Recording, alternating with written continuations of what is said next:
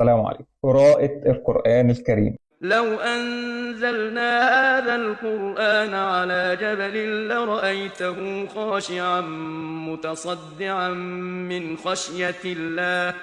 لازم تبقى فاهم إن أعظم ذكر على الإطلاق هو قراءة القرآن، ولما بتعمل كده بتاخد جبل حسنات كل يوم إن شاء الله صفحة واحدة. وحتى لو ما بتعرفش تقرا اسمع وردد ورا المخ، واحده واحده هتلاقي نفسك بتروح للمصحف لوحدك وتستمتع بقراءه القران. هتلاقي نفسك بتدور على اكتر مقرئ صوته بيريح قلبك وروحك. اللي قال لك ان الموسيقى غذاء الروح ما تصدقوش، كذب عليك. الا بذكر الله تطمئن القلوب. سيدنا محمد عليه الصلاه والسلام قال: ليس منا من لم يتغنى بالقران. يعني تحاول تقرا بنغمه صوت حلوه او بطريقه الشيخ اللي انت بتحبه. والاجمل بقى بعد فتره هتلاقي نفسك عاوز تتدبر القران وتفهم معانيه، يعني تشوف التفسير والقصه ورا كل ايه ايه. وهذا كتاب أنزلناه مبارك فاتبعوه واتقوا لعلكم ترحمون. قصه اتقالت قدامي كده ان شخص ما يعني كان ناجح في حياته رغم ان هو كان يتيم الاب والام، لكن اللي رعاه حفظه القران وهو كان عنده قابليه لده. قال له: رغم ان انت يتيم الاب والام لكن القران رباك.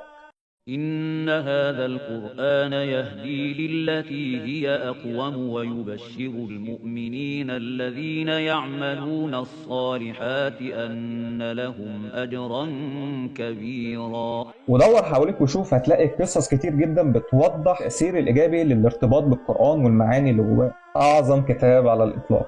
كل حاجة نفسك فيها وبتدور عليها ليها مفتاح وجواب جوه الكتاب. ونزلنا عليك الكتاب تبيانا لكل شيء وهدى ورحمة وبشرى للمسلمين. حتى في الابتلاء اللي بينزل عليك قرآن ربنا هيملأ قلبك صبر وسكينة وهدوء. الموضوع بسيط وسهل، بس انت خد الخطوة وابدأ وقابل على كم الحسنات والبركة اللي هتلاقيها في كل جوانب حياتك.